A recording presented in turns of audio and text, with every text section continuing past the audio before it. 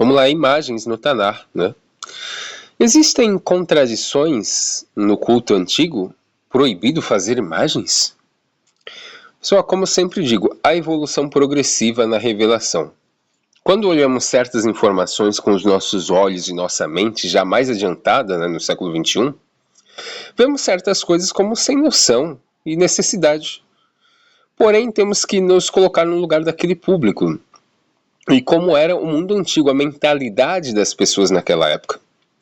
Muitas coisas no Tanar, na Bíblia hebraica, são instituídas não por necessidade, mas apenas para combater o politeísmo hiperinfluente da época.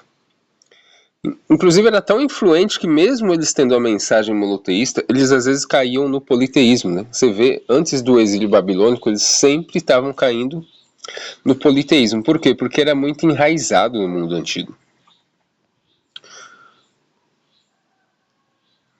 Vamos lá. A Torá proíbe toda a imagem?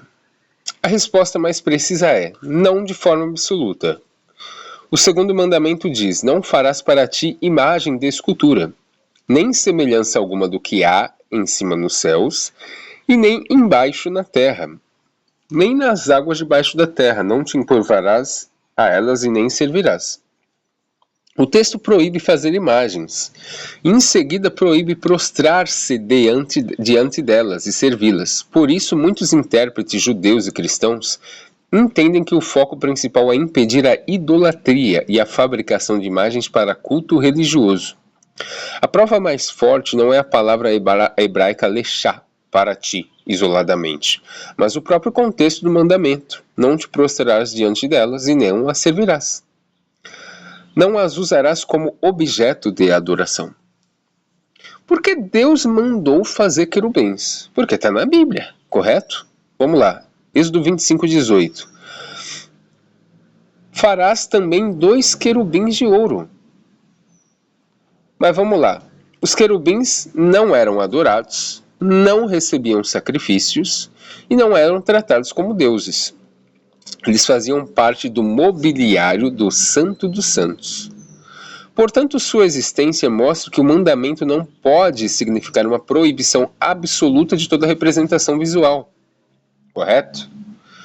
Porque Deus mandou também fazer o quê? A serpente de bronze. Números 21:8 diz assim, faze uma serpente ardente e põe-na sobre uma haste. Naquele momento, ela servia como sinal de cura estabelecido por Deus.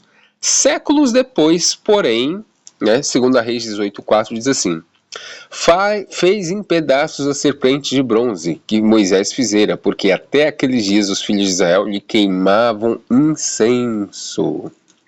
Então assim, se você é cristão hoje, você queima incenso para uma imagem, também não é muito legal, né? A imagem em si não foi condenada quando Deus a ordenou. O problema surgiu quando ela passou a receber culto. Quais imagens Deus permitiu ou ordenou no Antigo Testamento? Querubins de ouro, né, sobre a arca, Êxodo 25:18-20. Querubins bordados nas cortinas, Êxodo 26:1. Querubins bordados no véu, Êxodo 26:31. Flores, cálices e botões ornamentais na menorá, Êxodo 25:31-36. Romãs bordadas nas vestes sacerdotais, Êxodo 28:33-34. E serpente de bronze, Números 21:8-9.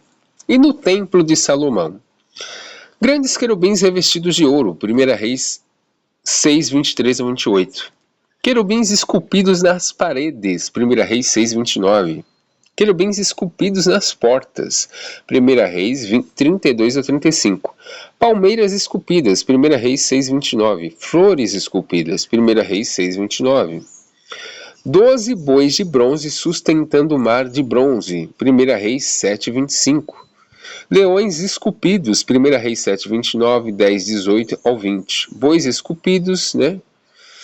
1 Reis 7:29. Querubins esculpidos nos suportes de bronze, 1 Reis 7:29-36.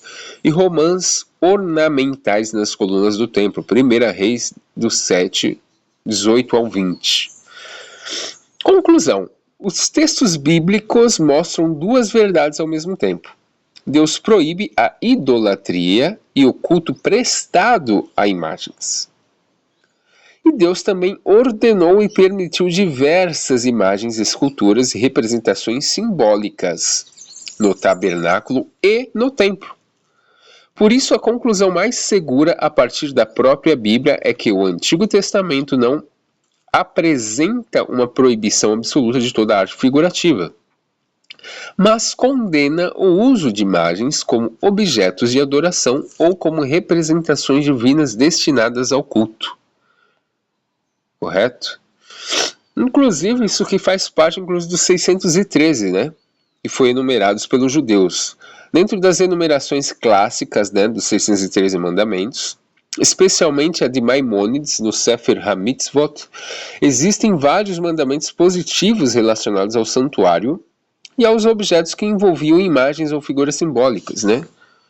Mandamentos positivos relacionados a imagens e figuras. Construir o santuário, né?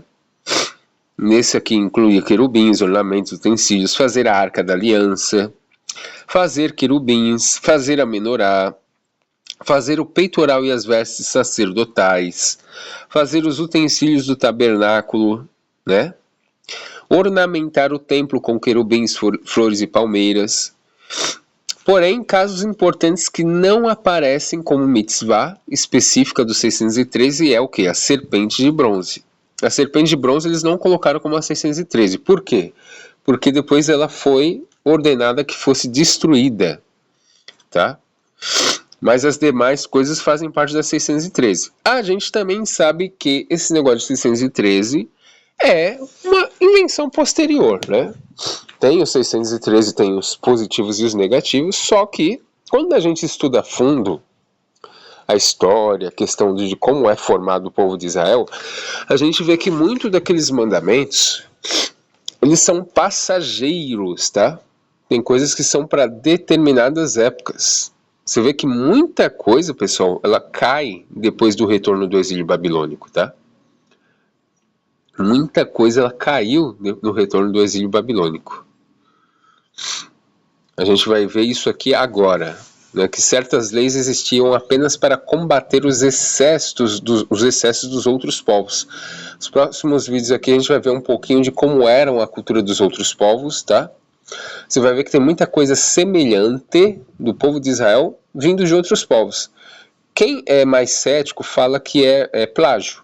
E a pessoa que é mais cética vai falar, não, é plágio, Israel plagiou. Porém, a gente vê algo diferente na forma de culto, né? Tem pessoas que vão ver com uma forma mais de correção ao politeísmo. Como eles estavam sobrecarregados de politeísmo, Deus ele permitiu certas coisas em determinado tempo, né? Porque você não tira o vício de uma vez de um viciado. Então ele permitiu de forma monoteísta, mas foi tirando aos poucos certas coisas. A gente vai ver isso daqui agora.